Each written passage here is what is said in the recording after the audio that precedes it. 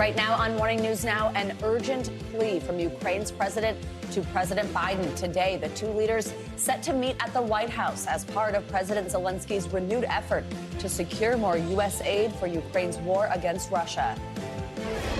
The whole world is watching us, and you can count on Ukraine, and we hope just as much to be able to count on you.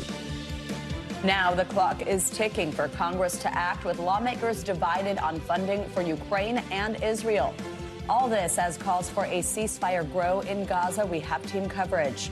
Also this morning, a showdown shaping up in Texas, where one woman was granted and then denied an emergency abortion. The latest on the case that could have nationwide implications. Plus, a special request from the special counsel in Donald Trump's election fraud trial. Why Jack Smith is asking the Supreme Court to take up the case. And it's the season for giving. But before you finish crossing off your shopping list, think about going green with your gifts. We are going to get you some tips on how to give sustainably. That's nice for the person who's receiving it to know that you put so much thought into that. Yeah, it's right. And it's a lot about upcycling and thinking about things that maybe you have that don't mean as much to you. It's a cool idea. Looking forward to those tips. All right, good morning. Good to have you with us. I'm Joe Fryer. And I'm Savannah Sellers. We're going to get started today with Ukrainian President Volodymyr Zelensky's high-stakes visit to Washington. Today, he is set to meet with President Biden at the White House and to plead with lawmakers to reach a deal to secure more funding to help Ukraine fend off Russia's invasion.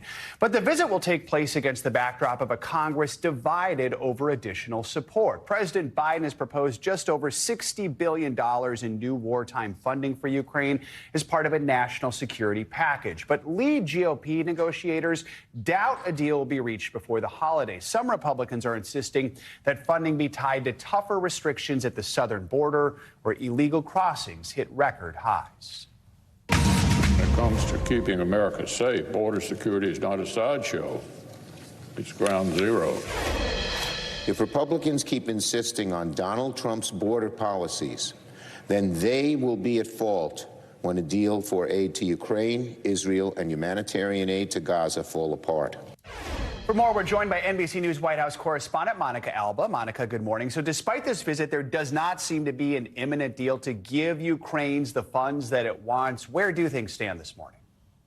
Exactly, Joe and Savannah. There's still so much that needs to come together here and coalesce, but nonetheless, Ukrainian President Zelenskyy feels, of course, he's the best messenger to come to Capitol Hill to meet with lawmakers and make that pitch directly. And then he also will be standing beside President Biden at the White House, and they will hold a news conference later today to reiterate why they feel the time for that additional aid is so necessary. This is a point where Ukrainian officials believe the war really could be moved out of the stalemate. And if Ukraine wants to keep defending itself against Russia's invasion, it needs this additional weaponry, munitions, and military aid from the United States. And quite frankly, the U.S. has said if that runs out before the end of the year, which is where things stand right now, it is really a risk right now that Ukraine could lose this war to Russia. So that will be the impassioned plea that you hear from President Zelenskyy personally today. So this plea that he's making for more funding, though, I mean, it really doesn't have anything to do with the sticking point over border security here at home in terms of how it impacts the president of Ukraine. Does the White House, though, believe that public and private meetings with Zelenskyy could change the mind of some Republican holdouts despite the issue at the border? That is their hope, Savannah, but it really may be misplaced optimism, because Republicans have said in the last couple of days since learning about President Zelenskyy's visit that they don't think it's going to change anything for them. We're talking about this national security supplemental request for funding that would address border security, but that also would give money to Ukraine, to Israel, and some other top priorities for the Biden administration. But Republicans have really made this about that negotiation, saying we want more for the border. We want some other changes to border policy in order to approve some aid to Ukraine. And they also really quibble with the amount here, $60 billion, which is what the White House wants to see go to Ukraine, what you're going to hear President Zelenskyy speak to today, what he could do with that kind of money.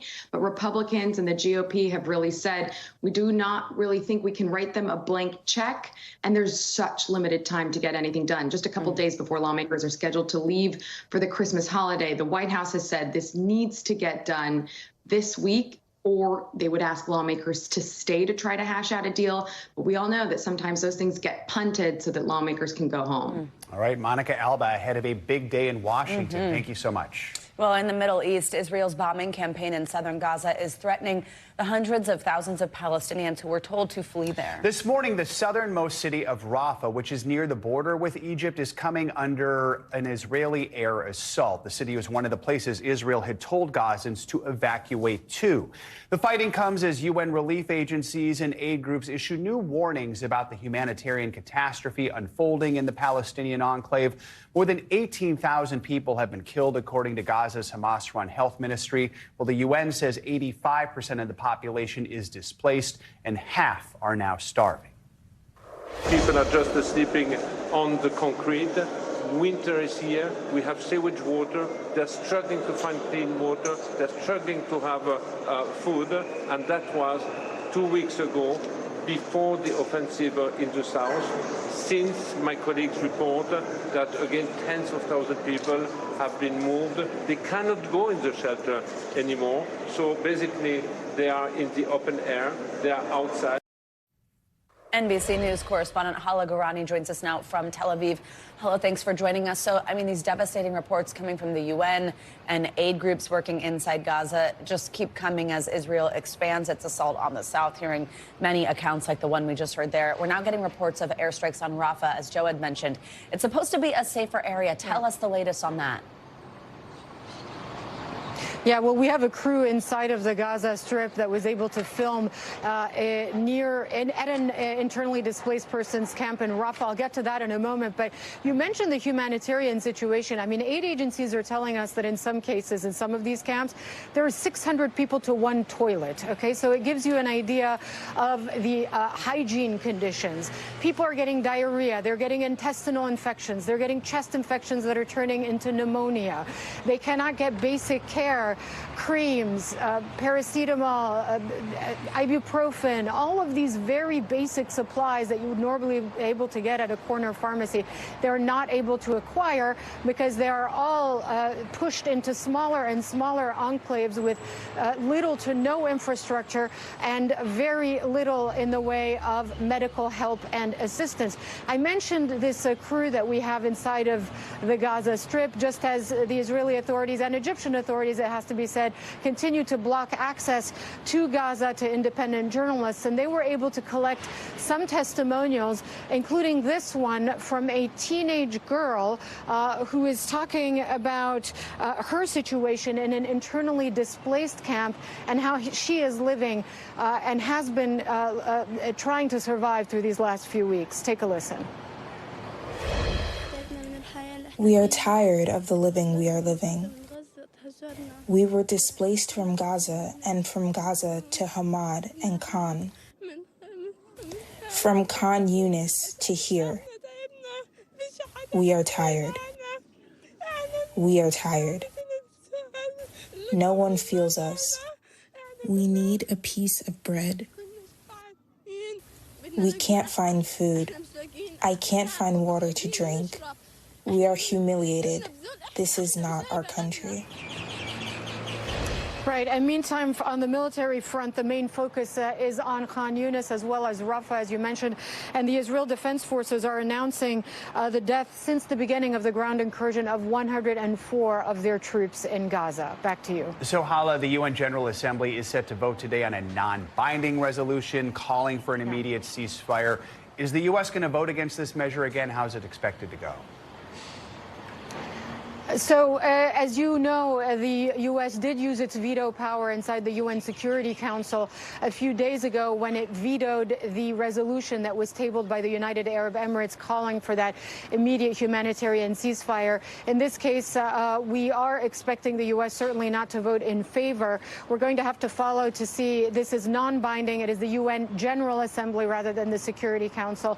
So it would just be more of a symbolic move from the world body. And we're going to have to follow. It's expected to pass, but as it's non-binding, the votes are not as essential in favor, certainly not as essential as they are inside the Security Council itself.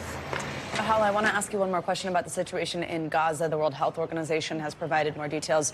This was about a mission. It led to a hospital in Gaza on Saturday. The Director General expressed serious concerns about what medical staff had to go through to get there. As you mentioned, as people are getting sicker and sicker, it's obviously a concern. Tell us what we know. Right. I'm going to look down on my notes here because they provided quite a detailed assessment of their mission there inside of Gaza. They went to the El Ahli hospital. You remember that's the Baptist hospital where there was that rocket attack that killed people inside of the courtyard there. And they said that this was a high-risk mission to El Ahli in Gaza City to deliver medical supplies, assess the situation, and transfer some of the most critically injured patients to hospitals in the south, and that they were able, thankfully, to deliver supplies for 1,500 patients, 19 critical patients, and 14 companions to the Nasser Medical Complex in the southern part of the Gaza Strip, where they can receive a higher level of care. But the World Health Organization is saying, look, our staff was targeted. Some of our vehicles took some bullets, were targeted by bullets, or at least ended up in the crossfire of some some shooting there in the Gaza Strip, as well as an ambulance. And they're saying more needs to be done to protect medical personnel. Hala, thank you very much for your reporting on this for us.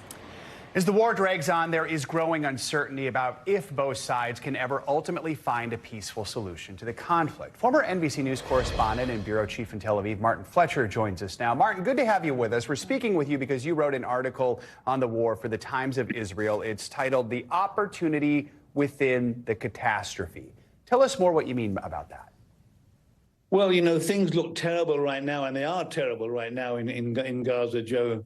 But I'm trying to look forward by a few years, 2, 3, 4 years.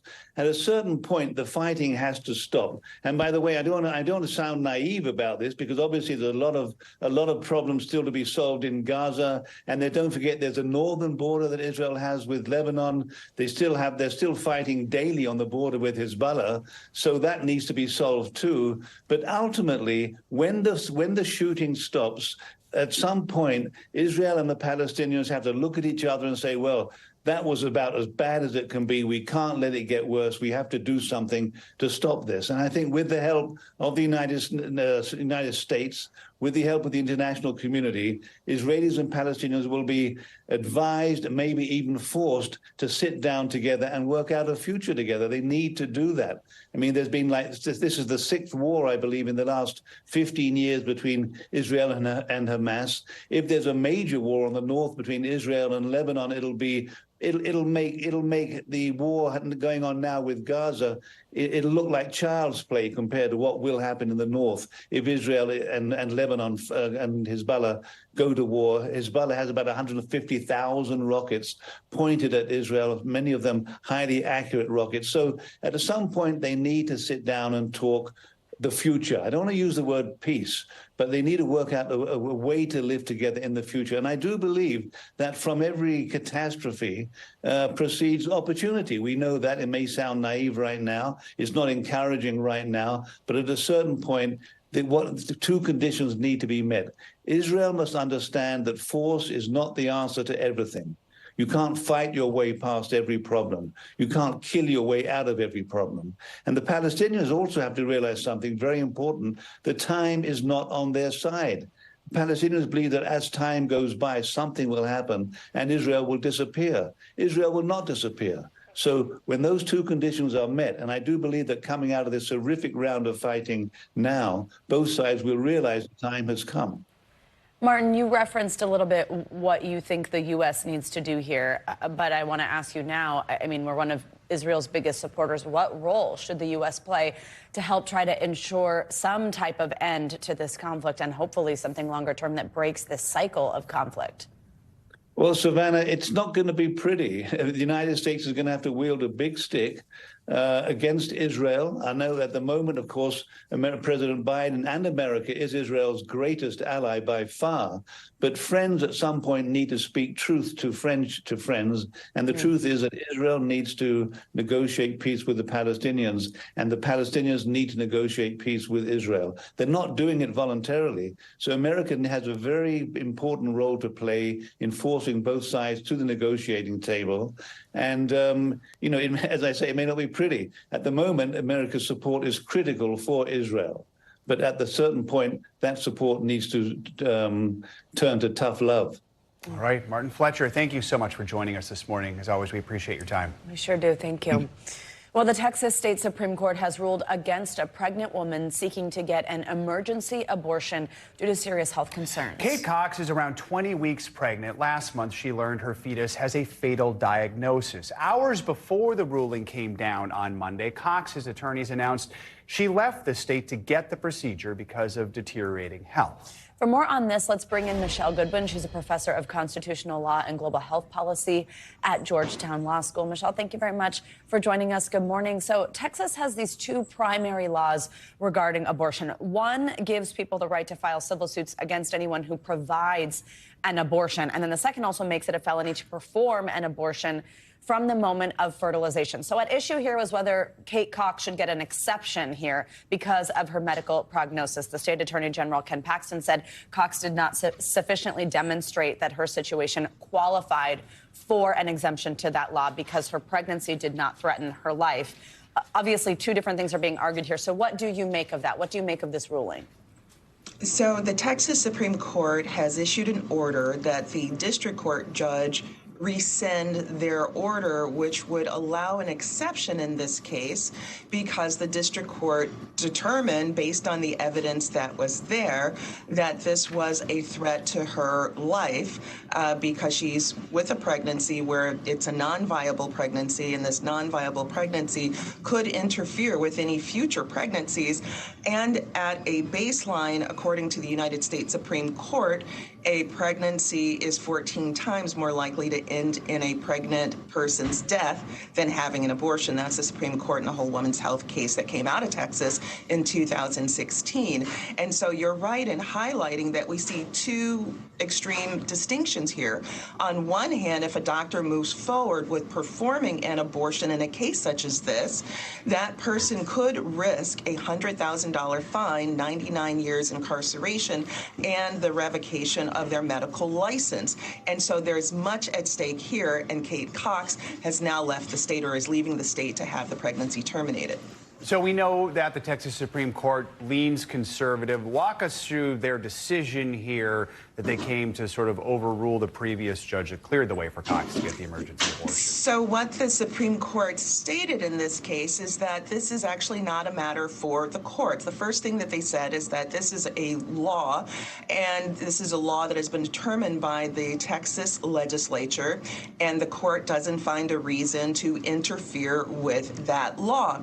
The second thing that they said is that in this particular case, it is not necessary that a person who qualifies for an exception actually seek some form of a judicial bypass or seek some form of a temporary restraining order. The court made a point here saying that although the doctor in one instance has said that this is a life-threatening condition, that in the filings that the doctor did not say that again. Now that too is a bit of a catch-22. It puts the doctors in a very vulnerable position in these cases, which of course is part of what it seems the legislature was intending to do even before the SB 8 law, which is something that many have not paid much attention to. Texas, since about 2010, has curated a number of laws that are focused on the doctors rather than the patients who perform abortions.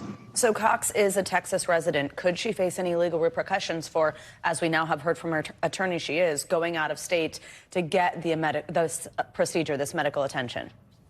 Well, it is not a violation of law to travel out of state in order to get, let's say, alcohol in another state or to get something else that is not available in your state. One of the key reasons why we have the current constitution that we do was because of questions with regard to the ability to be able to travel seamlessly through the United States. That is a constitutional right that all individuals have. So she has that constitutional right to leave the state, to have an abortion in a state where that is illegal, or to do what is legal in another state. Now, that said, there are conservative lawmakers in states like Alabama and in Texas and Louisiana who have said that they want to think about whether they would attempt to prosecute individuals that go out of state to terminate a pregnancy, or seek to, in fact, have some form of criminal prosecution of those who are out of state who perform abortions, such as to extradite them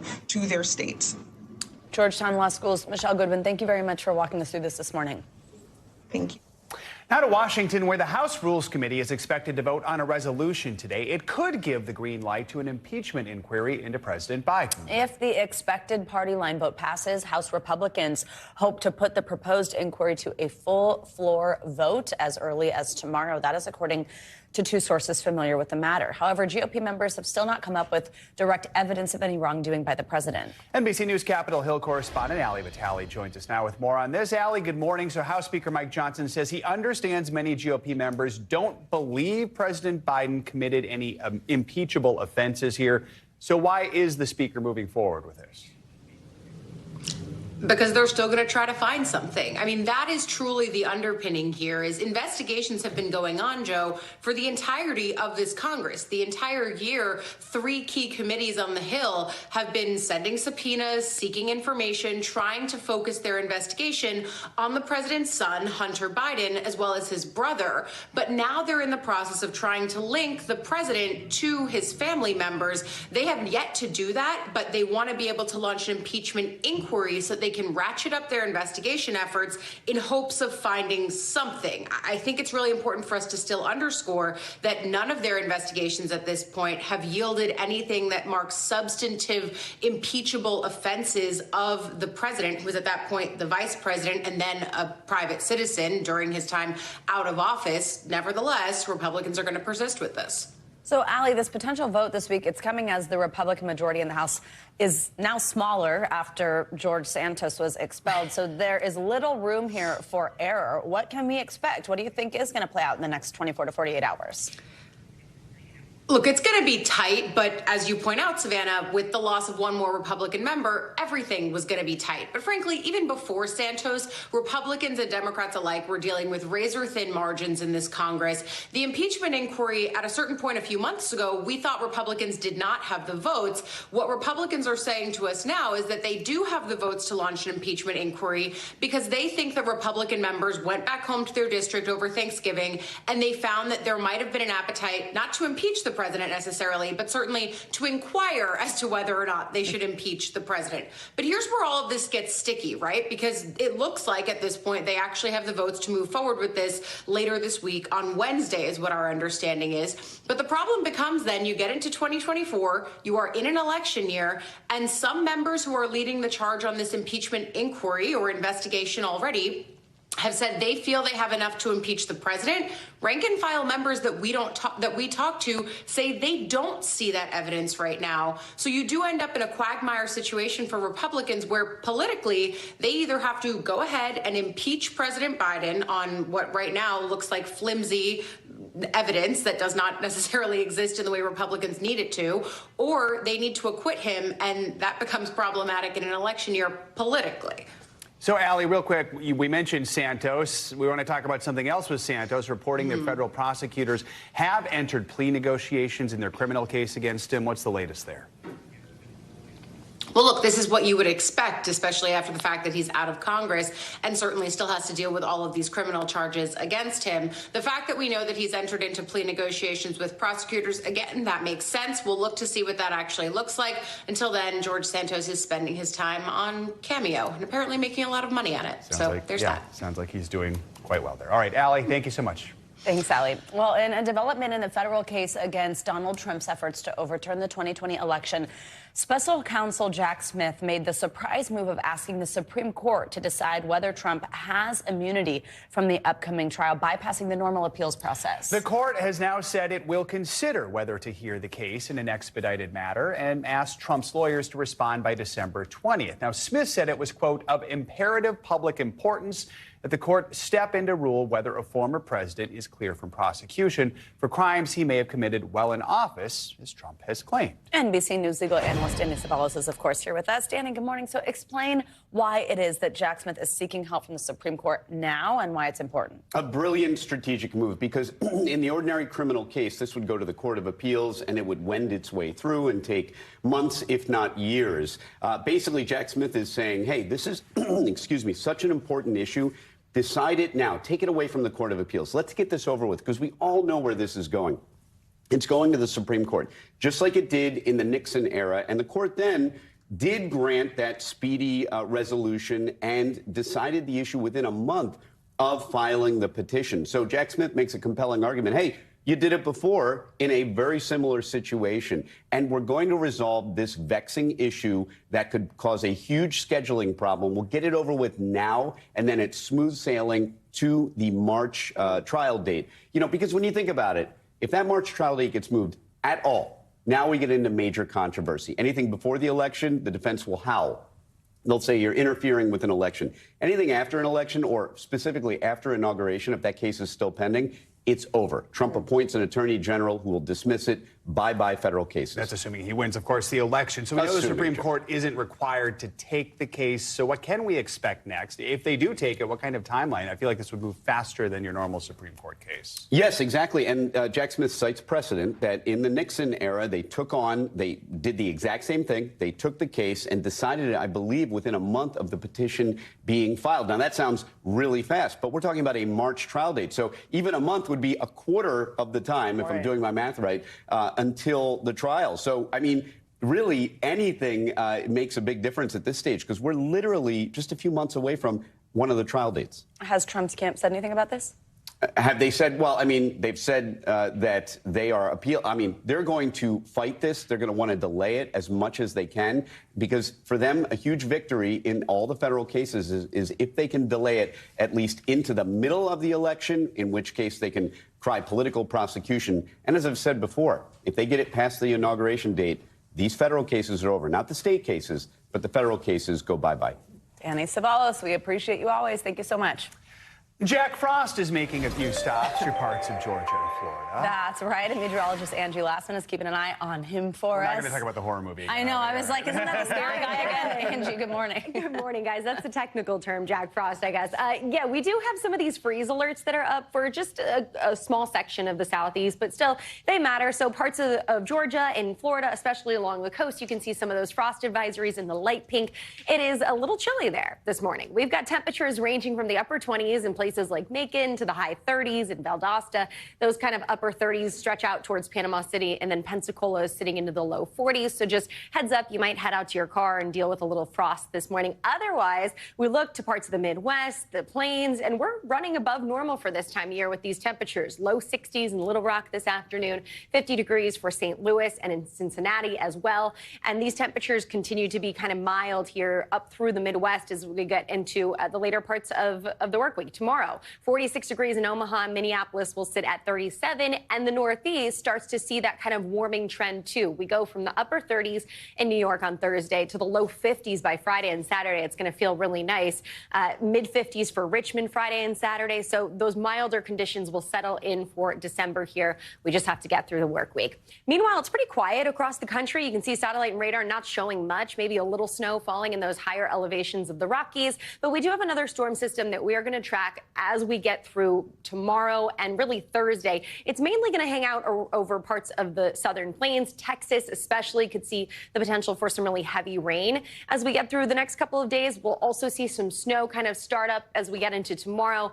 So from Texas to Colorado is where we'll see most of that precipitation from this system. It eventually will start to pick up the pace and move a little farther to the east and impact folks down the line. But between Wednesday and Thursday, we could see a good amount of rain, especially for central Texas, about an inch where where you see the brighter yellow, the oranges, 2 inches. We could see isolated amounts up to 3 inches. So the potential for flooding will be there for folks in this region. As far as the snowfall forecast, it looks like those higher elevations could see up to 2 feet possible, but the lower elevations anywhere from 4 to 6 inches, and the brighter pink is about 8 inches. So we'll watch for that in parts of Colorado and New Mexico over the next couple of days. We've got to watch, though, the next few days, and especially into the work week, another system that will start to develop across parts of the Gulf of Mexico, and eventually the state of Florida will have to see, will be on tap to see, I should say, some heavy rain as we head into the weekend. This could leave us with some flooding potential for Florida, and we don't want to see that during the weekend, do we, Savannah? We do not. A southeast soaker, I see you're calling it. All right, Angie, thank you so much. Much more to come here on Morning News Now. After the break, anger and frustration as the UN climate conference comes to an end. Why a plan to phase out fossil fuels might not happen. And new developments out of Russia, where jailed opposition leader Alexei Navalny is now missing. We will have the latest up next.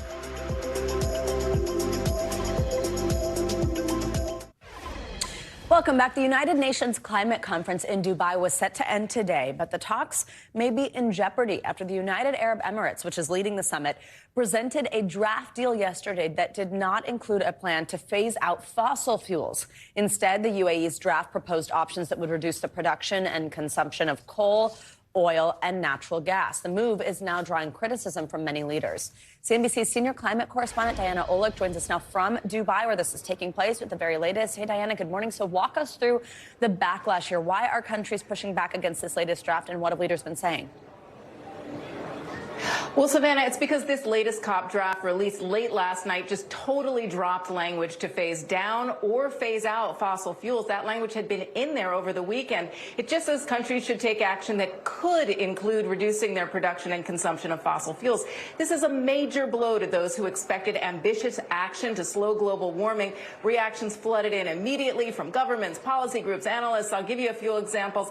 It said it's definitely alarming that this is something much more amenable to oil and gas producers. Another said this text is a nightmare of weak proposals and internal contradictions. Former Vice President Al Gore posted on X, "It is deeply offensive to all who have taken this process seriously." He went on to say that this COP is on the verge of complete failure and that the deal reads as if OPEC dictated it word for word. Savannah. Well, despite this backlash, the COP28 president did call this deal a step in the right direction. I mean, I know heading into the summit, expectations were low that the COP28 president would be able to deliver a strong deal on fossil fuels because of his oil ties. What were some expectations here then that were and were not met? And I guess how much of a surprise is it that this particular fossil fuel issue is the sticking point? I mean, everyone knew it was going to be the sticking point, but there was this incredible optimism, even though the COP presidency is led by the CEO of the state-owned oil company, as you said, ADNOC. He did call it a huge step forward, but to that, one analyst responded, "I'm not sure which direction that step would be in." And there was a press conference here this morning by a member of the COP28 Director General. He said he noted the disagreements were deep, and he said, "We spent last night taking in that feedback, and that has put us in a position to draft a new text." Now, there have been a lot of agreements here outside of this big one, which is the action plan the UAE is focused on. There was a side agreement among over 100 nations, including the U.S., to triple renewable energy capacity by 2030. Nations have not raised the $100 billion per year pledged for climate action in developing countries, but they did get to $83 billion, and money was also raised for a loss and damage fund for developing countries, which was put into action, but again, not close to what was needed. Savannah? Diana, finally, a new deal is expected to be issued today. Amendments here. What are you looking for? Can we hope to see any improvements? Yeah, so the latest we've heard is that there will be another draft maybe in 4 hours, but that time frame keeps getting pushed back. And there had been, as I said, this remarkable optimism on the fossil fuel language leading up to this, but that's all but gone. The focus that I've heard most from people I'm speaking with is that they're really focused on the could word. The language now says parties could reduce consumption and production of fossil fuels. The question now is, will that word change to should, which I know sounds like a little thing, but it would be kind of a big thing given where we are right now. Absolutely. Diana Oleg, thank you very much for breaking this down for us, making it easy to understand and understand how important it is. Thank you very much.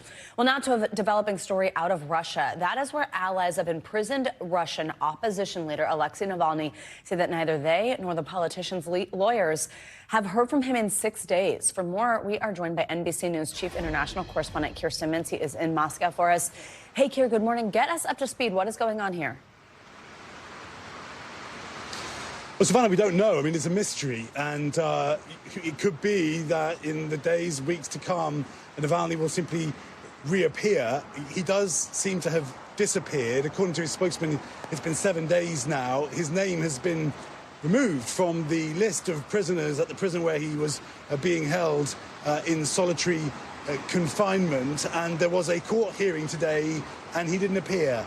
So what is going on is tricky to honestly understand, as so often with Alexei Navalny. It may be that he is being simply moved from one prison to another, and as I say, that he may simply turn up again, if you like. But for now, even his own spokesman says that they don't know where he is. His legal team being a little more cautious to speak out, simply, I think, because their role is to protect him legally, and perhaps they think, you know, kind of going public about it is not necessarily going to be helpful.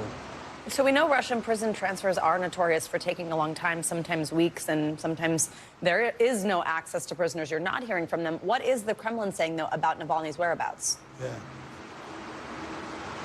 Well, they simply describe him as a prisoner who is the subject of the Russian legal system. I mean, clearly, that's not the way it's viewed by Navalny or, you know, millions of people around the world and those who support him. But the Kremlin, you know, is very coy about these things. And Dmitry Peskov, the Kremlin spokesman, was asked about that today. I think it's interesting that you asked me about the Kremlin, because you've been reporting on the show earlier, of course, on President Zelenskyy there in Washington.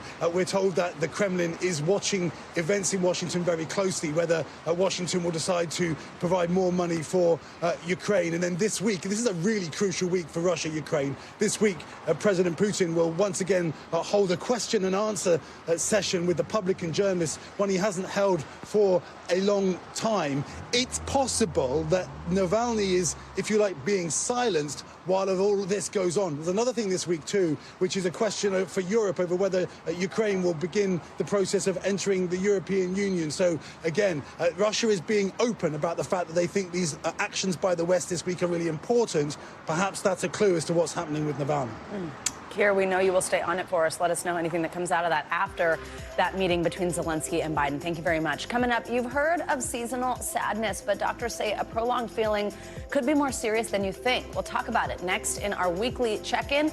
This is Morning News Now.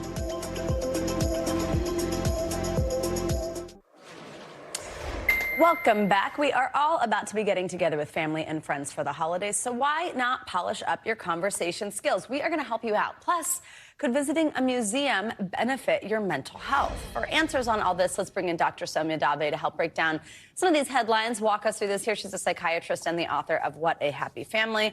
Good morning, doctor. Always great to see you. So we have all felt a little meh from time to time, no question, and maybe something more serious than that. And for some people, that feeling of emptiness can last for months, sometimes even years. This is called persistent depressive disorder, PDD. Tell us how this is diagnosed, when you should be on the lookout, and maybe think like, hey, this might be a little bit more concerning than just kind of, you know, a sad season or a bad vibe for an extended period of time. How can you tell, and how's it treated?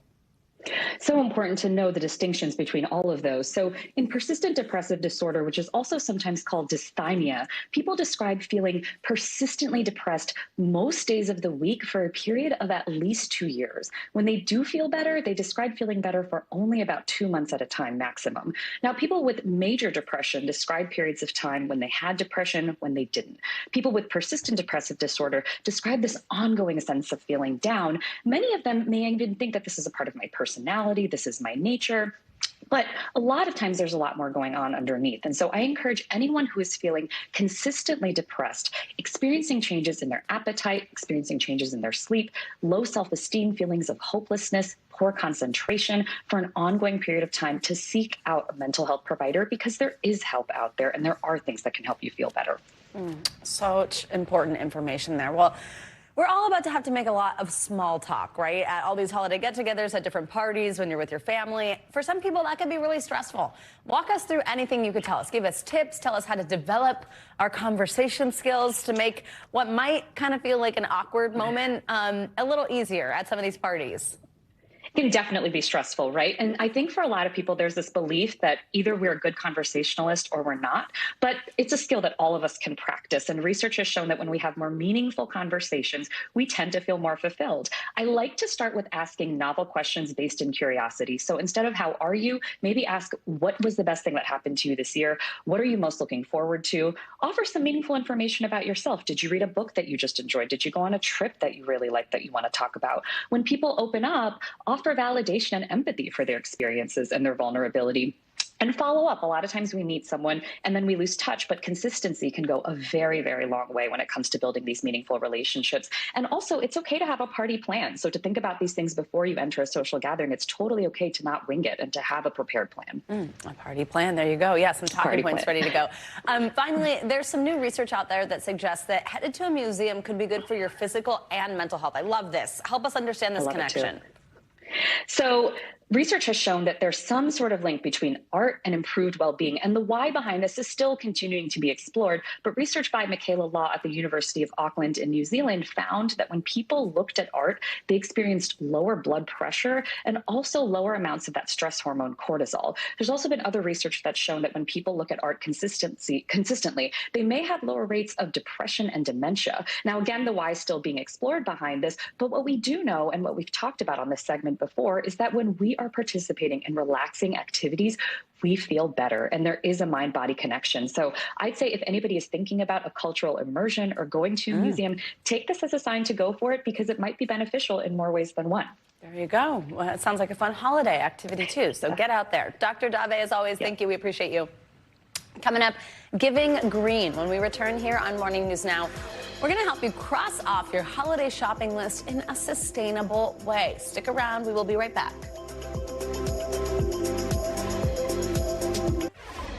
Welcome back. Christmas is less than 2 weeks away, and the race is on to get all your gifts bought. So if you're looking for gifts for loved ones that are sustainable, better for the environment, we're going to give you some expert advice on what you can add to your shopping list this season. Some of it might just be right in your own home. For more, we are joined by Sandra Goldmark. She's a circularity expert at Columbia Climate School here in New York. Good morning. Thank you very much for joining us. Hi.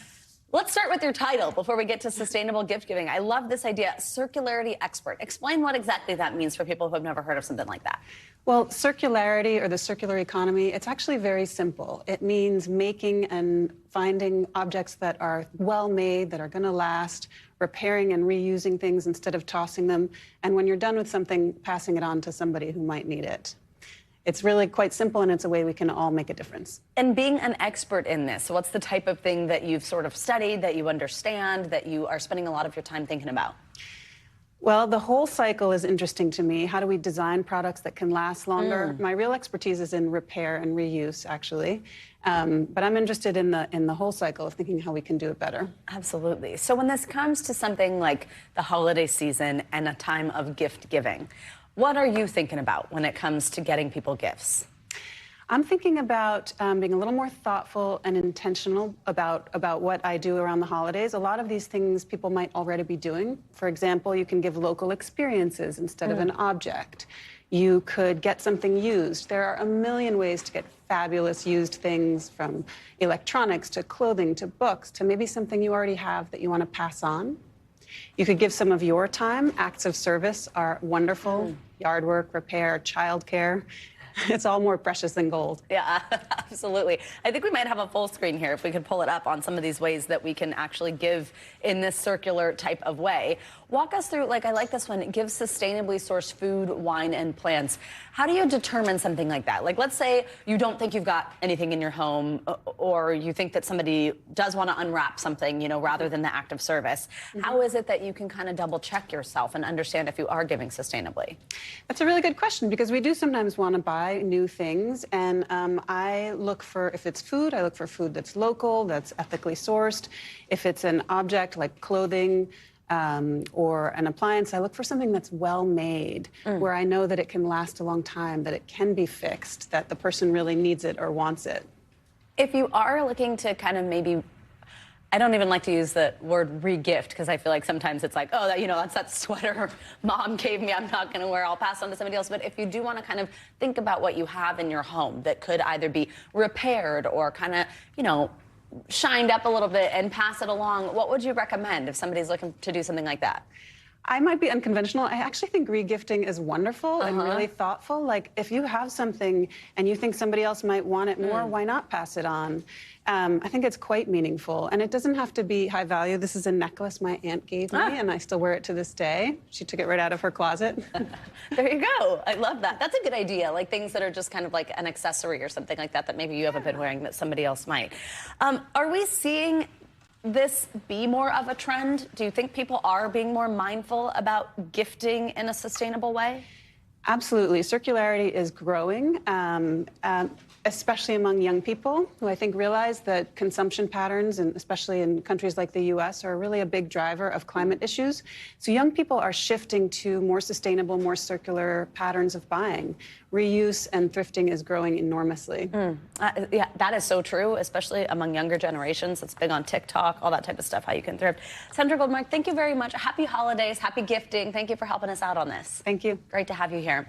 Well, coming up, new year, new you. That is right. We're just days away from 2024. Maybe it's time to think about your resolutions. If you need a little inspo, we have got you. We're going to talk about what's trending next on Morning News Now.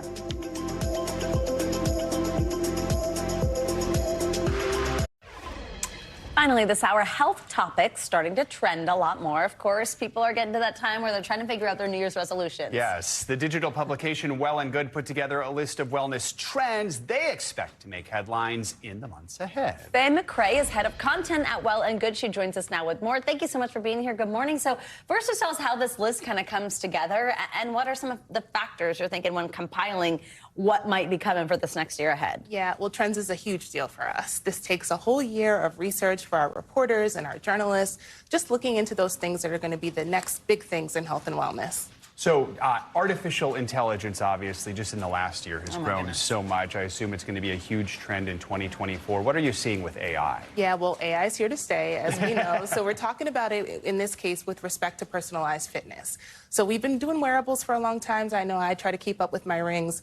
But in this space, we're talking about more personalization in your fitness routine. So whereas in the past, it would cost you maybe over $100 a month for a fitness trainer, now we're seeing AI apps pop up with $100 a year for fitness coaching. We're also seeing more biometric data incorporated into fitness routines. So we're seeing things like 23andMe working with fitness apps to factor in how your DNA can help amplify your fitness routine. Another topic, I know it's on this list, and I love this, postpartum. Yeah. I don't have any kids myself, but every single friend I have that has had a baby recently has talked about how alone they felt, how unprepared they felt, how even from doctors they don't feel they're understanding what they are saying to them. Walk us through what it is that's changing here, what might get better, and how important this is headed into 2024. Yeah, as a mama, this is one that I was so passionate about for us doing, because you're right, not only is that a very lonely time, but also maternal mortality rates are highest postpartum. So what we're seeing in this space is more accessibility, whereas in the past your doctor would say, call us if you need us, right? Now it's, we know you need us, and this is how you can find us. So we're seeing virtual care, we're seeing wellness spaces where you can go with baby to get a little bit of extra care following the birth. We can't talk about the new year without talking about diets. You know, besides Wegovy, Ozempic, is there anything else you're seeing as a trend in 2024? You know, I love this trend too, because what we're talking about here is really functional foods. So whereas in the past we sacrificed taste a little bit for health foods, now we're seeing a lot of brands pop up and say, we know that you love that nostalgia of a good food. So we're going to be more transparent about ingredients. So we're going to let you know up front if it has less sugar, if it has less fat, but we're not going to sacrifice taste. Interesting. Any specific diets you think are trending for next year? Yeah, Purely Elizabeth has a cookie granola that I am very excited about. So you can get the love of granola, but also with some, you know, cookie flavoring in there. I think granola's having a moment. There's like a granola bar opening in my neighborhood I know, now, like a lot of trendy Instagram people are like making their own granolas. Yeah, I think you're right. It's having there you go. Look how trendy you are, Joe. It's a trend. There we go. All right. Faye McRae, thank you so much for joining us. And Happy New Year ahead to you. Good luck on those resolutions. questions. It's going to do it for this hour of Morning News Now. Stay with us, though. The news continues right now.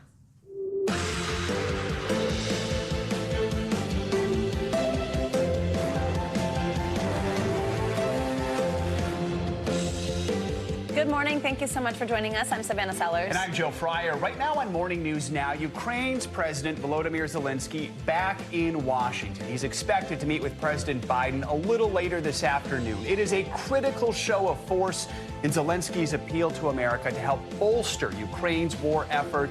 We've got the latest in just a moment. We've also got our eye on a major reversal out of Texas this morning. The state Supreme Court ruling against Kate Cox, the woman granted an emergency abortion by a lower court last week. We're going to explain the latest flashpoint over abortion rights in America. We're watching your wallet here on Morning News Now with some brand new numbers out this morning on inflation in America. And we've got our economic dream team on standby to break it all down. And later in the hour, why saying no to that holiday party you maybe don't want to go to or you're too busy to attend. Well, it's not only good for your mental health, but new research shows the host who invited you is probably just fine with your no RSVP. It's a little surprising, but we all kind of don't mind when someone cancels plans on us. Yeah, that's true. Sometimes you're like, ooh, okay, actually, I was hoping to have the night free. I can watch I do TV like, now. though, when I'm hosting for people to show up. Yeah, so it's, it's a debate, but we're going to delve into some actual research about it. We're Yeah. going to begin this morning with Volodymyr Zelenskyy's return to the U.S. That's right. The Ukrainian president will appeal directly to President Biden and members of Congress to strike a deal on additional aid to his embattled country, an effort that has been stalled on Capitol Hill. NBC News Chief White House correspondent Peter Alexander has the latest for us. Good morning to you. What a difference a year makes. Last December, Ukraine's President Volodymyr Zelenskyy was welcomed with standing ovations when he addressed a joint session of Congress. But today he is facing a very different situation ahead of his meetings on Capitol Hill and here at the White House. Zelenskyy, desperate for new aid, is being thrust into a bitter domestic political battle. Russian forces showing no let-up, bombing the Ukrainian capital of Kyiv this week in a war that's now been raging for nearly 2 years. Ukrainian President Volodymyr Zelenskyy is today preparing to deliver an urgent plea to President Biden and Congress.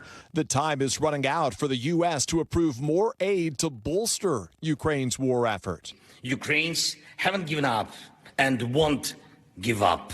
And we hope just as much to be able to count on you. Zelenskyy's hastily planned U.S. trip at President Biden's invitation comes just days after Zelenskyy's top aide warned a delay in more military aid could pose what he called a big risk of Ukraine losing the war. President Biden is pushing Congress to pass a nearly $106 billion package that includes roughly $60 billion for Ukraine, as well as support for Israel and money to fortify the U.S.-Mexico border. But Republicans have balked at the plan, demanding tougher immigration policies before they agree to further funding Ukraine.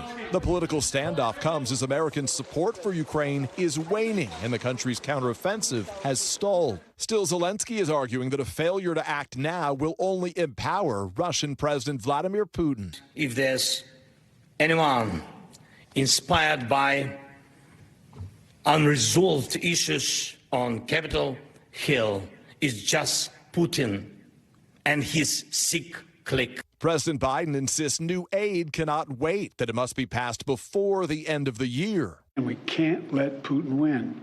It's in our overwhelming national interest and the international interest of all our friends. But the top Senate Republican negotiator is expressing doubt about that timeline. Yeah, there's no way to get it done this week. There's no way to be able to get it done this week. The question is, are we staying in it next week, or does this actually move into early January to be able to resolve? Again, with Ukraine's resources running out, the White House is warning Ukraine aid needs to be passed before Congress goes home for the holidays. But the top Senate Republican negotiator says there is no way it'll get done this week and says it could be January before the two sides are any closer to an agreement. Back to you. All right, Peter, thank you so much. Well, this morning there are renewed calls for a ceasefire in Gaza. This is as aid groups continue to sound the alarm about the catastrophic humanitarian situation unfolding there and as Israel expands its assault further south. NBC's Richard Engel has more on that, plus an exclusive interview with one of the first Israeli hostages to be released. The death toll in Gaza has now passed 18,000, according to the health ministry, which is run by Hamas, while Israel's defense minister says that Israel has no intention of permanently reoccupying the Gaza Strip. As Israeli troops attack Hamas across the Gaza Strip, calls for a ceasefire are intensifying and growing more urgent, with President Biden calling for caution. 6 international humanitarian groups, including Save the Children and Care USA, issued a joint statement this morning warning the war is sending Gaza into an apocalyptic freefall. They're asking for a ceasefire and action from Washington, saying the fighting has killed more than 7,500 children, more than all global conflicts last year combined. The Israeli military says it does not target civilians and gives warnings before attacks. In Washington last night, at a Hanukkah celebration, President Biden pledging support for Israel, but saying he's had differences with the leadership there. They have to be careful. The whole world's public opinion can shift overnight. We can't let that happen. And the risks of this conflict spilling across the Middle East and drawing in the United States are once again on the rise. Overnight, rockets launched from areas controlled by Iranian-backed Houthi rebels in Yemen struck a Norwegian ship in the Red Sea, causing a fire and damage, but no casualties, according to U.S. defense officials. In Iraq, Iranian-backed militias targeted the U.S. embassy last week. Inside Gaza, hunger and desperation are spreading, putting Gazans and the hostages taken by Hamas at risk. One of the first hostages freed by Hamas, 85-year-old Yocheved Lifshitz, says time is running out to save the hostages still in Gaza. How concerned are you about the ones who didn't get out? The lack of air in the tunnels, as well as the shortage of food and medicine, could bring people to complete exhaustion, and they just won't make it. They need to get out today. Otherwise, they won't live. The UN General Assembly is voting today on a resolution calling for a ceasefire. It's non-binding. All right, Richard, thank you so much. Now to Texas, where the state Supreme Court ruled against a pregnant woman seeking to get an emergency abortion because of health concerns. Her fetus has a fatal diagnosis, and her attorney says she's now been forced to leave the state to get medical care because her health is declining. NBC News senior legal correspondent Laura Jarrett has the latest. In Texas, a mother must leave her home state to get an emergency abortion her doctors say she urgently needs, but the state has tried to block. At the center of this legal roller coaster, 31-year-old Kate Cox. This has been a hellish week for Kate. A mother of 2, now 20 weeks pregnant, who discovered 2 weeks ago the baby she's currently carrying has a fatal genetic condition and will not survive. I never thought I would ever need or want an abortion. That painful reality raising a host of serious health complications for Cox herself, who says she has been to the emergency room 4 times in the last month alone. And now her attorneys say in a new letter, quote, due to the ongoing deterioration of Miss Cox's health condition, Miss Cox is now forced to seek medical care outside of Texas. Last week, a state court judge ordered Texas Attorney General Ken Paxton not to enforce its 6-week abortion ban against Cox or her doctors, finding her life, health, and fertility at serious risk. The idea that Miss Cox wants desperately to be a parent, and this law might actually cause her to lose that ability is shocking and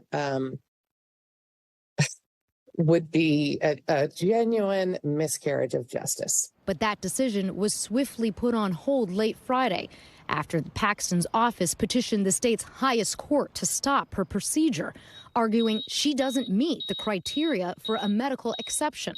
Nancy Northup leads the group fighting on Cox's behalf. As difficult as Kate's situation is, she had the means to be able to leave the state of Texas.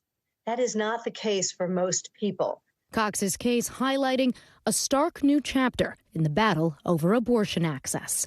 This is what happens when abortion is criminalized. Laura Jarrett, NBC News.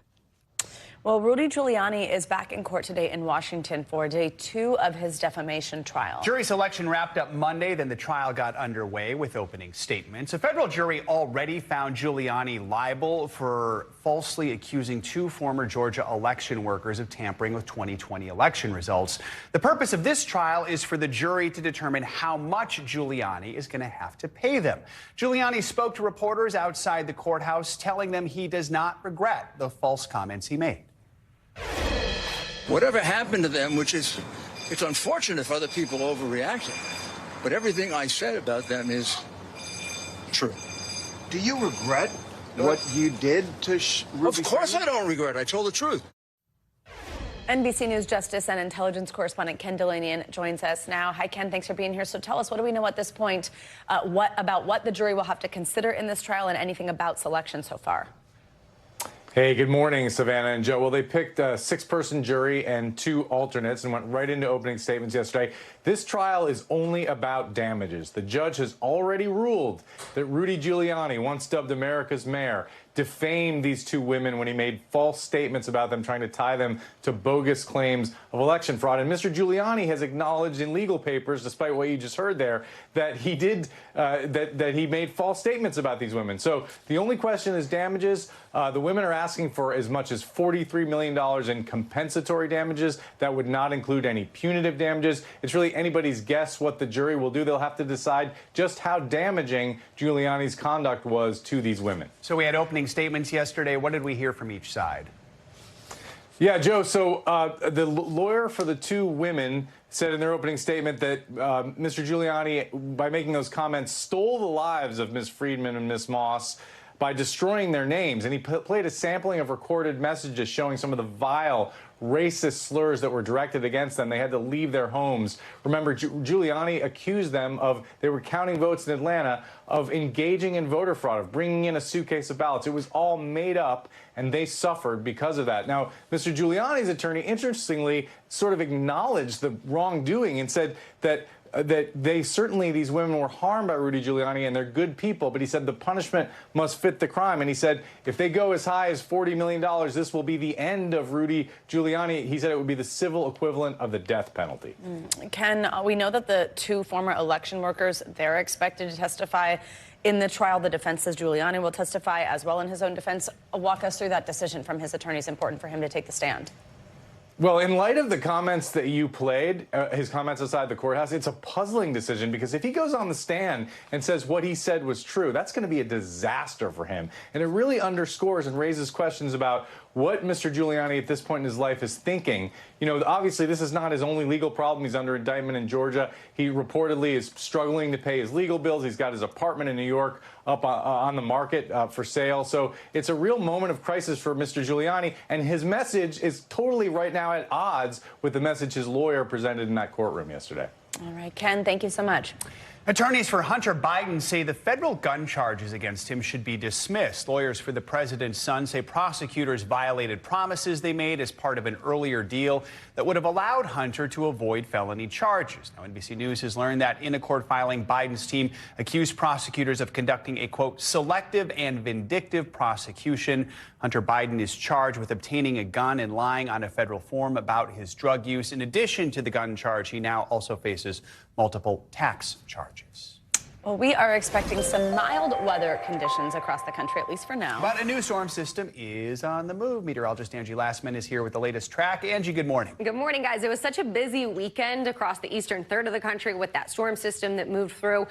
We've got much quieter conditions now, though. Check out across the country, mainly quiet. We've got a little bit of some snow showers working through parts of the Rockies, but that's about it. Now, as we get into tomorrow, though, we'll see this next storm system kind of form right along the Mexico border and impact folks in Texas, New Mexico, Oklahoma. You can see it up into portions of Kansas and Colorado. We'll see a mix of some rain in some spots and some snow across parts of the Rockies. This is going to be something that we not only see impact folks in this area Wednesday, but Thursday, too. It doesn't move a whole lot by the time we get into Thursday afternoon, and we kind of see some of this really heavy rain sitting over the same spots. Specifically, parts of central and northern Texas could see the potential for some isolated flooding. That's what we'll watch here as we get into your Wednesday and your near Thursday, with amounts coming in anywhere from 1 inch to 2 inches. Some isolated spots could pick up maybe 3 inches, but those will be few and far between. Meanwhile, as far as the snow is concerned, we'll pick up maybe a half of a foot, up to 8 inches in some of those higher spots. And then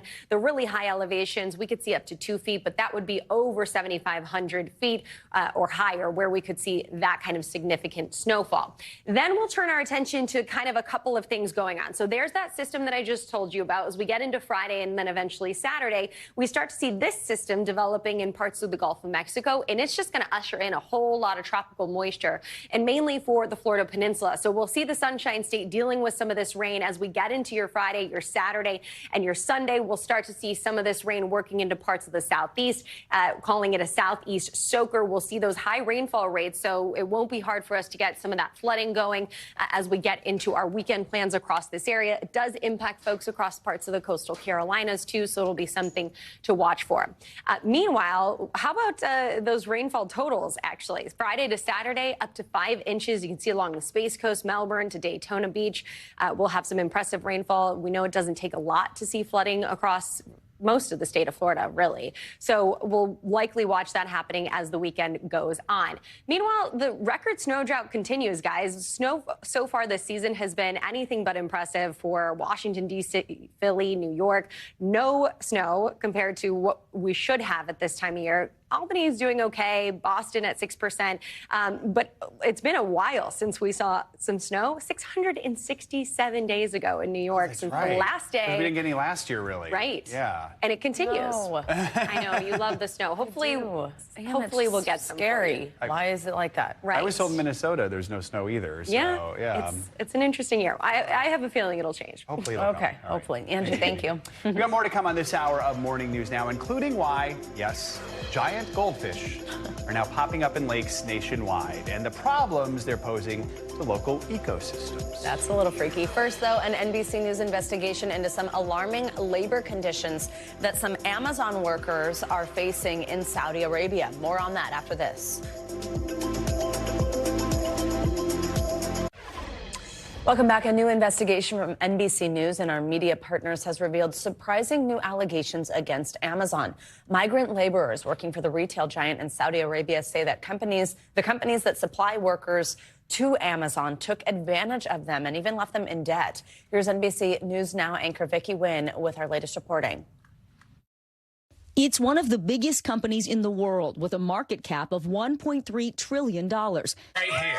Battling American labor unions, the U.S. government in a massive antitrust lawsuit, and now NBC News is uncovering troublesome labor conditions across the globe. Life was hard for Momtaj Mansour in poverty-stricken rural Nepal, where his 16 family members were struggling to make ends meet. When he heard about a job at Amazon, he thought he was getting the chance of a lifetime. I had a dream of earning money to help my family to move forward, to improve my family's situation. A Nepalese recruiter assured him he'd be working directly for Amazon in a Gulf state, a sure bet for good pay and job security. But there was a catch. To secure the position, he had to pay the recruiter more than $2,000, an astronomical sum for his family. Still, the chance for an Amazon job was too good to pass up. But when he got to Saudi Arabia, he says he'd been duped, not an Amazon employee directly, but instead a worker for a Saudi firm that supplies labor to Amazon called Al-Mutari. They put us in a room like animals, 8 workers to a room. The housing conditions dismal, he says, water too salty to drink, and he itched if he bathed in it. He says he was moved to other housing, only to find it infested with insects. Mansour is one of 54 Nepalese workers interviewed for this report in partnership with the International Consortium of Investigative Journalists and Arab Reporters for Investigative Journalism. Surendra Kumar Lama, also devastated by his experience, says he wound up deeper in debt than before. All my dreams have been shattered. I had to pay off the loans. How could I save money? Nepalese journalist Pramod Acharya spoke with about 20 workers who were still in Saudi Arabia working for Amazon. The workers seem very scared to talk. They all describe their situation and position as helpless there.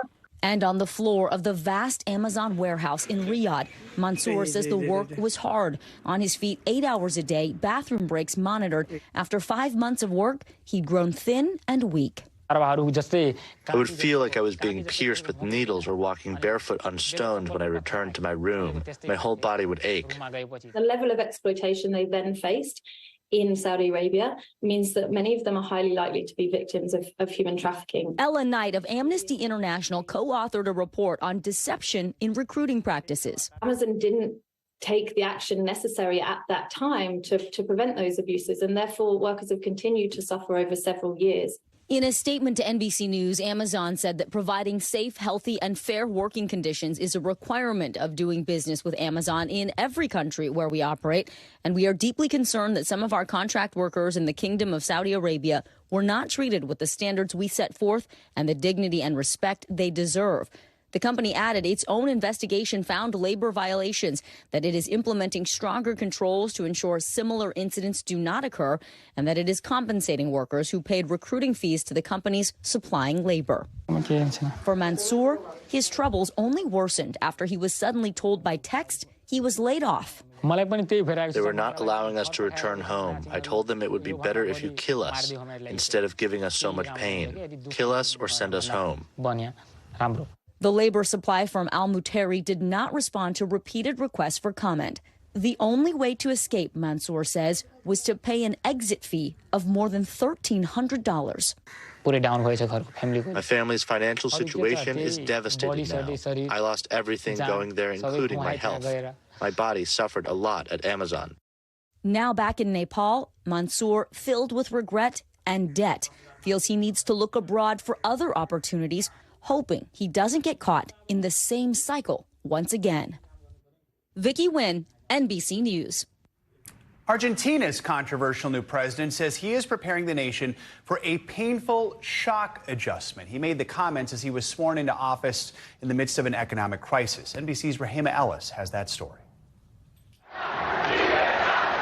As celebrations still rang out on the streets of Buenos Aires, Argentina's new president, Javier Milei, warning the nation of painful months to come. No buscamos ni deseamos las duras decisiones que habrá que tomar en las próximas semanas, pero lamentablemente no nos han dejado opción. The populist far-right candidate who trained as an economist before rising to prominence as a fiery TV pundit, bracing his supporters for what he calls a shock adjustment that will make the economy worse before it gets better.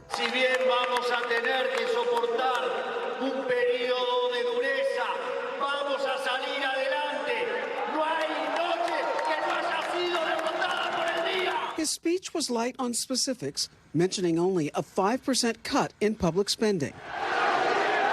But on the campaign trail, he promised to rein in soaring inflation and fight socialist values, most notably by getting rid of the central bank and eventually replacing the peso with the dollar.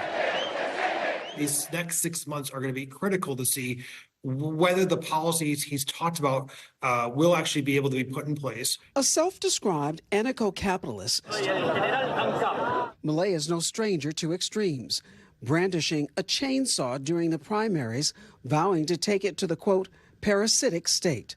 A promise he made good on day one, slashing the number of government ministries in half from 18 to just 9. And in a symbolic gesture, Milei departing from decades of tradition, literally turning his back on the National Congress and instead delivering his address to supporters gathered outside. The Trump-loving politician looking the part of a statesman in his first major step out on the world stage. Seen greeting Ukrainian President Volodymyr Zelenskyy and former Brazilian President Jair Bolsonaro. But as he looks to make a global name for himself, the most pressing concern playing out within his own borders, with inflation reaching 144% and 4 in 10 Argentines impoverished. Prices can rise by as much as, say, 2 or 3% in one day. You don't know how much you should budget for groceries. You don't know how much you should budget for the end of the month. You don't know how much you're going to have to support your family by the end of the month. It's all very short term. It's all very hand to mouth. and it's all extremely stressful. Over the summer, chaos playing out on the streets. Business owners fending off looters with firearms amid mounting economic turmoil. But for now, some say all they can do is wish for the best in Malay's hands. No estoy de acuerdo con muchas cosas, pero bueno, está, la gente lo votó y tengo mucha esperanza. Our thanks to Rahema Ellis for that report. Critics say those plans to switch to the U.S. dollar and close Argentina's central bank would require constitutional change, would not fix the country's economic problems anytime soon.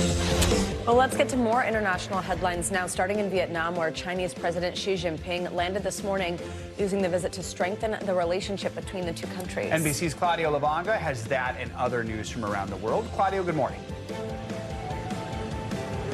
Joe Savannah, good morning. Well, that's right. Today, Xi Jinping and his wife were given a warm welcome and the red carpet treatment upon their arrival in Vietnam. It is the Chinese leader's first visit to the country since 2017.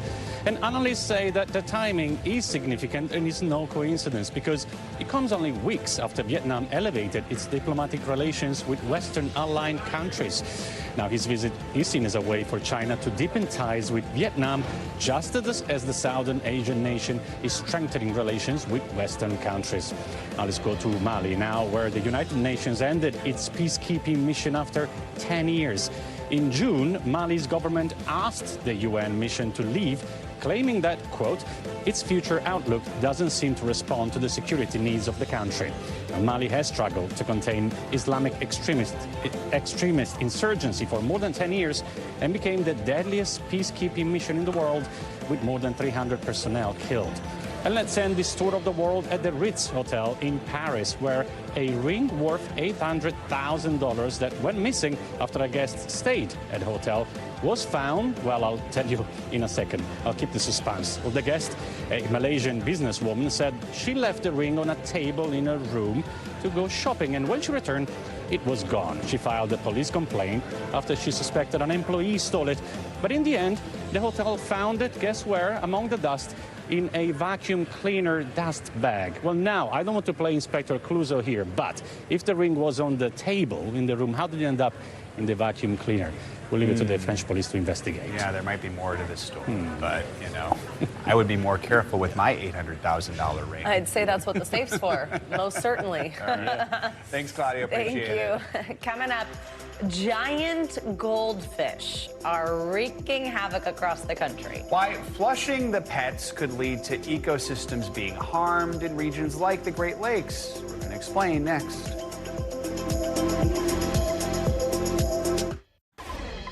We are back with a look at a growing, literally growing problem lurking in lakes nationwide. Giant goldfish.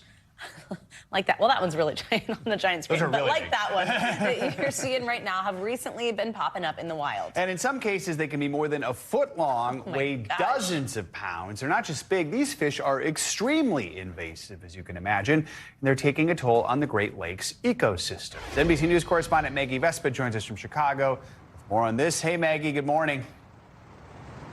Hey guys, good morning. Yeah, just to be clear, we are talking about Hugh the prop fish, these classic pet goldfish that we all had as kids. And I think I remember mine lasting like 2 days, but apparently some of them are far more durable. And researchers say, as you showed, giant versions of these things are wreaking havoc on the ecosystems of America's Great Lakes. So much so that scientists are now pleading with parents to think twice before dumping or flushing these things into the wild.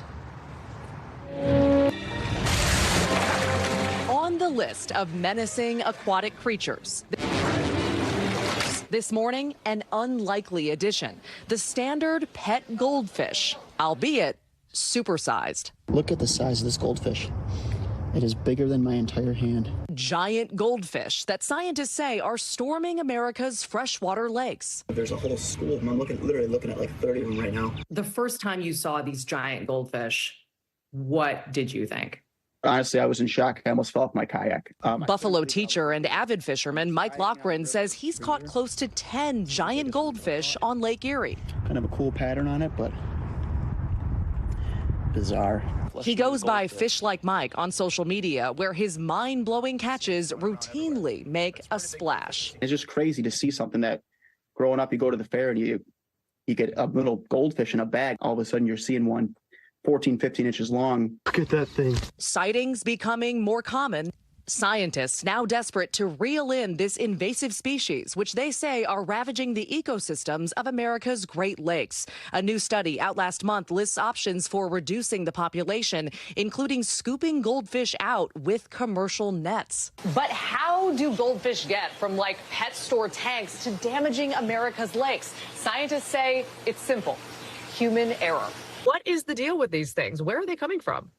They are just people's pets that have been washed out or people released into their local lakes and rivers, and they keep growing as long as they have food.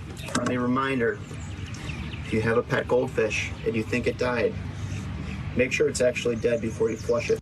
A plea echoed by fishermen hungry for native fish along Chicago's Lake Michigan, including 9-year-old Connor. For someone who's thinking about dumping a goldfish in a river, what would you tell them? I say, like, don't do it.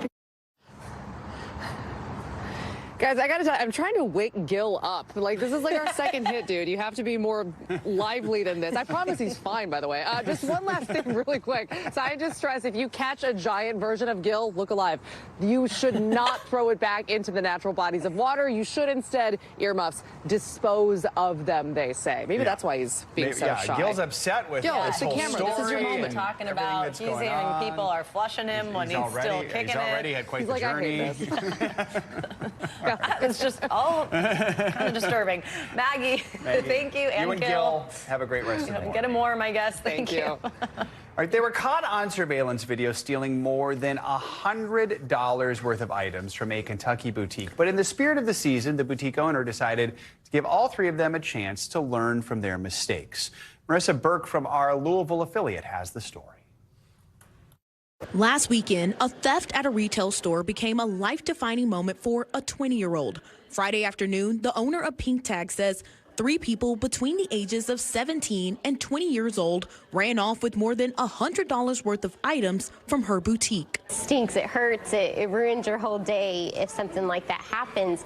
Surveillance video identified one of the 3 individuals as a part of Youth Build Louisville, an organization helping young people achieve their high school diploma and other certifications to prepare for college and the workforce. Youth Build Louisville's president and CEO gave the individual 2 options: face theft charges or return the stolen merchandise. There was a discussion. You can't have a foot in both worlds. Either you're going to do the right thing or you're going to choose otherwise. And in this case, you know, we said you can't have a foot here and a foot here, and that's what you have right now. Let's make that decision, and today's the day. Rippey tells me the individual is remorseful and facing consequences through the organization. Pink Tag's theft policy is to prosecute those who steal if they can be identified. But since Rippey gave all the stolen items back, Renbarger says they are no longer pressing charges. I think it shows how strong Louisville is, that 2 people can come together, Youth Build and our small business, and we helped each other. They helped me get my inventory back, and I hope I'm helping those individuals get a second chance. Thanks to Marissa Burke from our Louisville affiliate for that report. The owner says that she is thankful for how Youth Build Louisville helped her small business, and now she plans to be more involved and will give back to the organization. Here's another cool one. There is a pizza shop in Philadelphia that's offering more than just a hot slice. They are giving their workers a second chance to build their lives. Here's Al Roker with more. And what God puts together, let no man tear asunder, except with my teeth. Oh, man, I'm going to need that voiceover for the mixtape.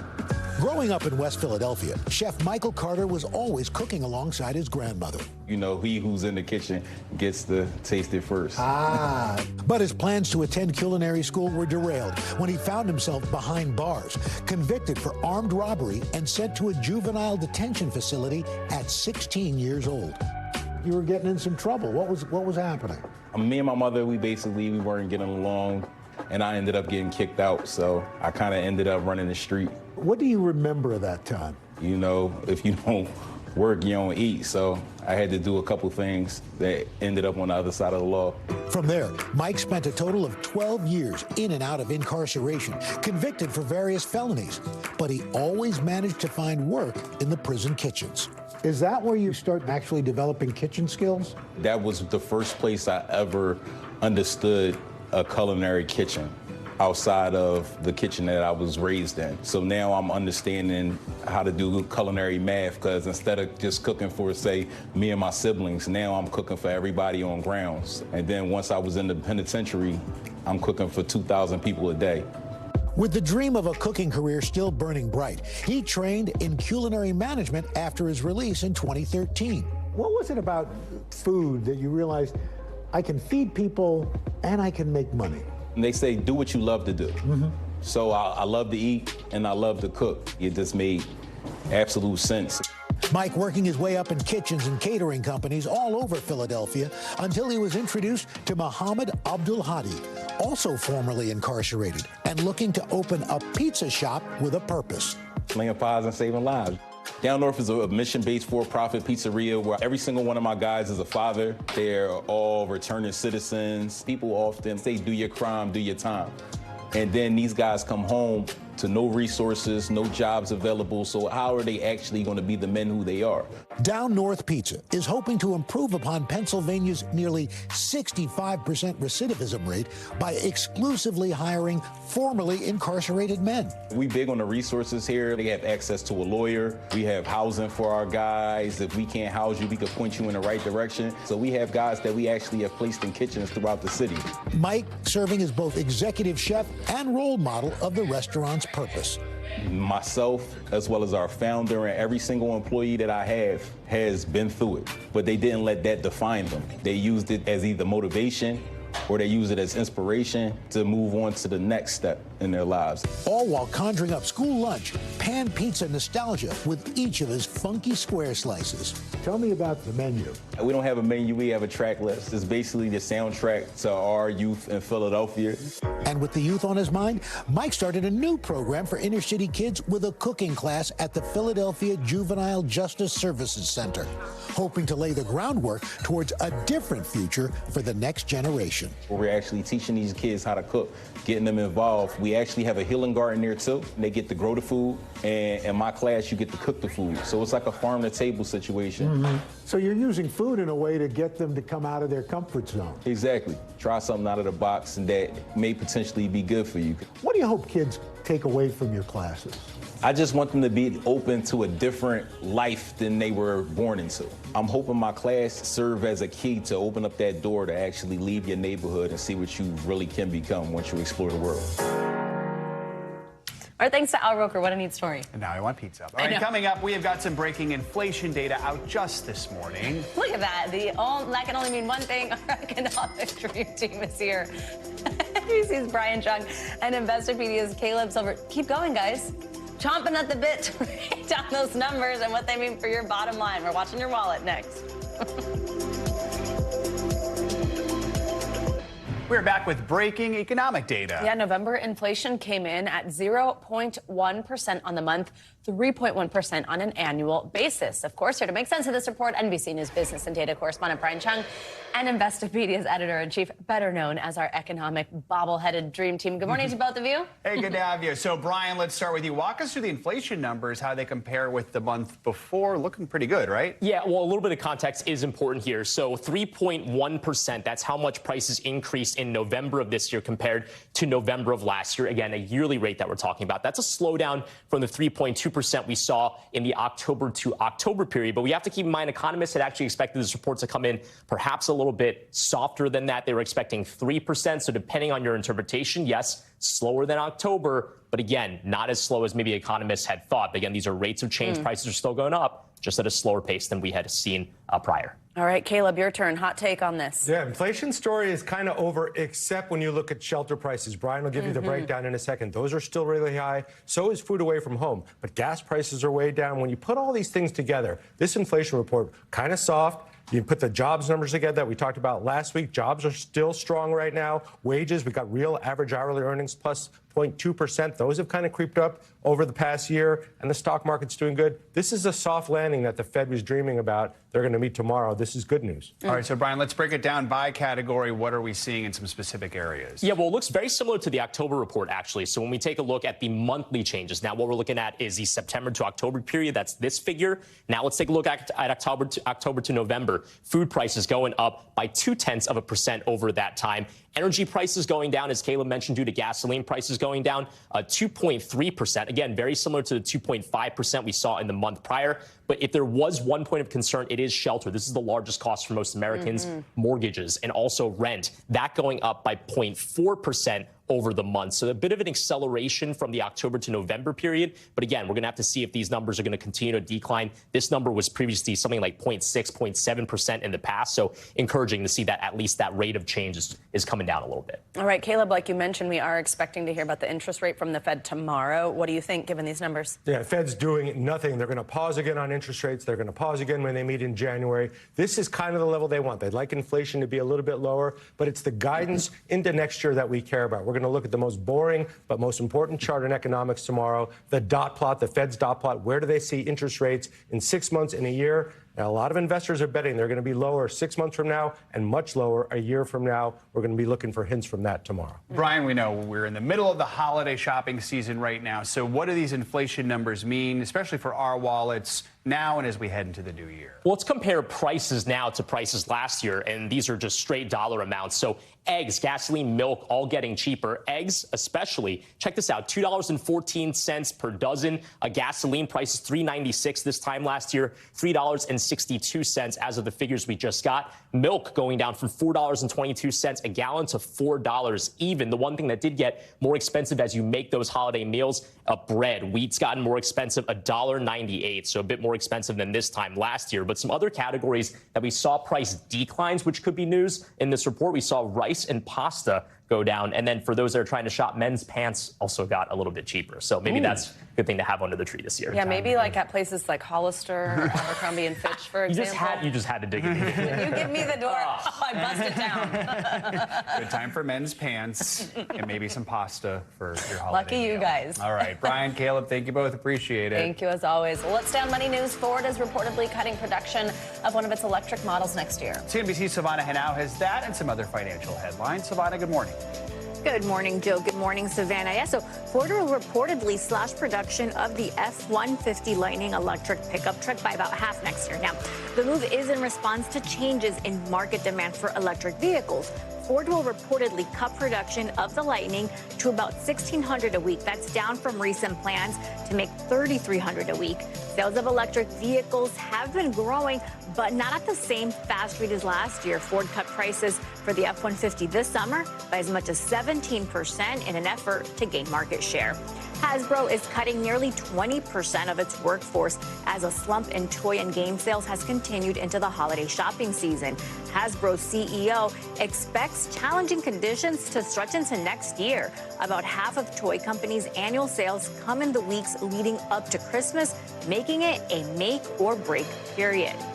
A bipartisan group of U.S. senators has unveiled sweeping legislation that aims to overhaul the current system for concert and event tickets.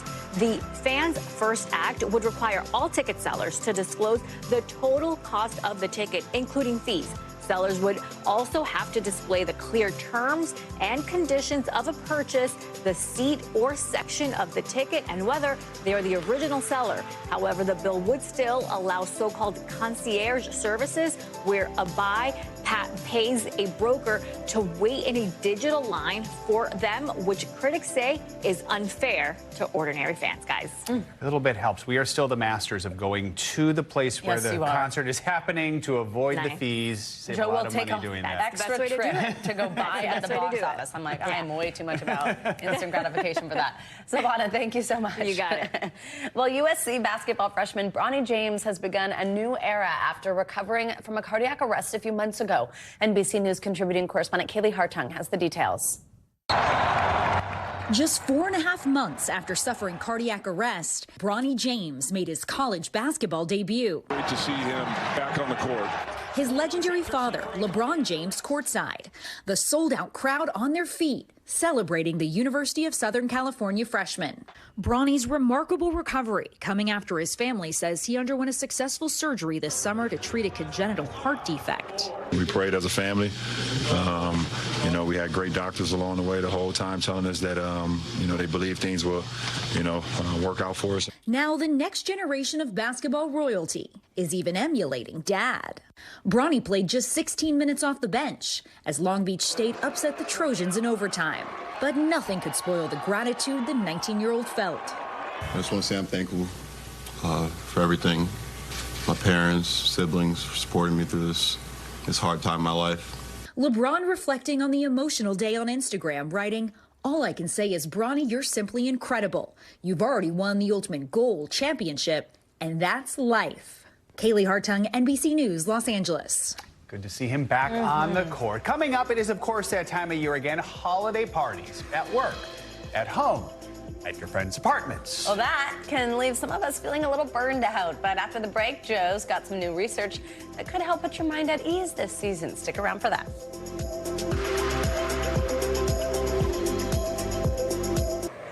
Welcome back. All over the country, the Salvation Army bell ringers are a familiar holiday sight, standing in all types of weather to ask for donations in their famous red kettles. Well, one donation in Vermont was a little different. A volunteer there says he saw a $5 bill wrapped in tape in a bucket, thought maybe it was some kind of prank. Then he unwrapped it and found a rare gold coin. Look at this. It is worth about $2,000. The donor is still a mystery, but the volunteer said that moments like that make all the collecting worthwhile. That's the holiday spirit. How great is that? I'm glad no one thought, oh, it's just a quarter. Yeah, just got rid of it or something. Exactly. Yeah, it's so great. Very cool. All right, Yes. Let's keep the holiday theme going here. This time of year, it seems like there are probably countless parties on your calendars. And while they're meant to be fun, it might also be stressing you out. But some new research suggests that saying no to an invite may not be as big of a deal as we think. Sure, it's wonderful, but for most of us, it's the most stressful time of the year, with our worst party predicaments perfectly presented in shows like The Office. I miss the days when there was only one party I didn't want to go to. A recent study found 77% of people confessed to accepting an invitation to an activity they did not want to attend because they were concerned about the consequences of declining. They didn't want to seem, well, frosty. Something that doesn't seem to bother comedian John Mulaney. Canceling plans is an amazing feeling. It is so much easier not to do things than to do them. That you would do anything is totally remarkable. He might be onto something. That study I mentioned a moment ago, it was published in the Journal of Personality and Social Psychology. Researchers conducted 5 experiments with more than 2,000 participants. And here's the bottom line. We overestimate the social consequences of saying no to an invite. We fear the person who invited us will be upset and it'll hurt the relationship. But hosts aren't that angry, certainly not as disappointed as we think they're going to be. And by saying no, you just might avoid burnout. If you don't say yes to every invitation, then what that does is it gives you the opportunity to really invest quality time in the parties and the events that you go to. You can really be present instead of feeling as though it's some sort of obligation. You're a much better guest if you go to parties you actually want to be at. If you are attending a party but don't want to stay long, make a plan, like in the movie 4 Christmases, where they made 4 stops in one day. Listen, if one of these houses gets a little too intense, I think we're going to need an exit strategy. Oh, yes. So, we're going to need a word that both of us know that means it's time to leave. So what do you think our safe word should be? That's a good idea. Mistletoe. Mistletoe's really good. If you are going to run, Rudolph, you can try what's known as the Irish exit, quietly leaving without saying goodbye. Something Chelsea Handler recently told Jimmy Fallon she has mastered.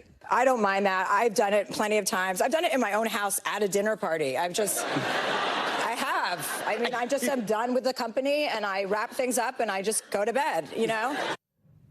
Whatever works. Here are a few tips for navigating a packed holiday calendar this season from etiquette experts.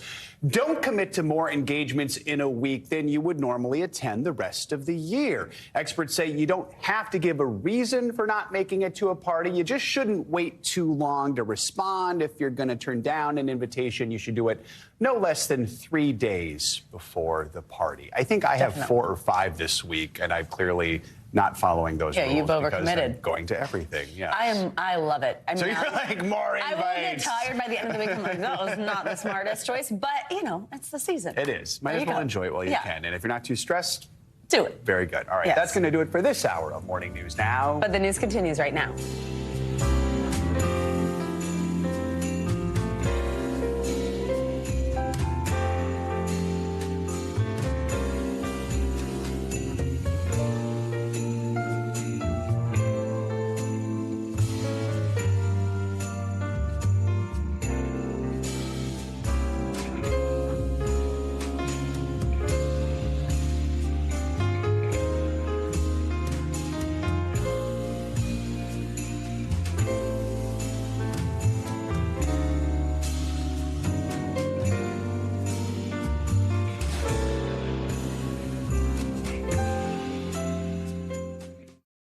Thanks for watching. Stay updated about breaking news and top stories on the NBC News app or follow us on social media.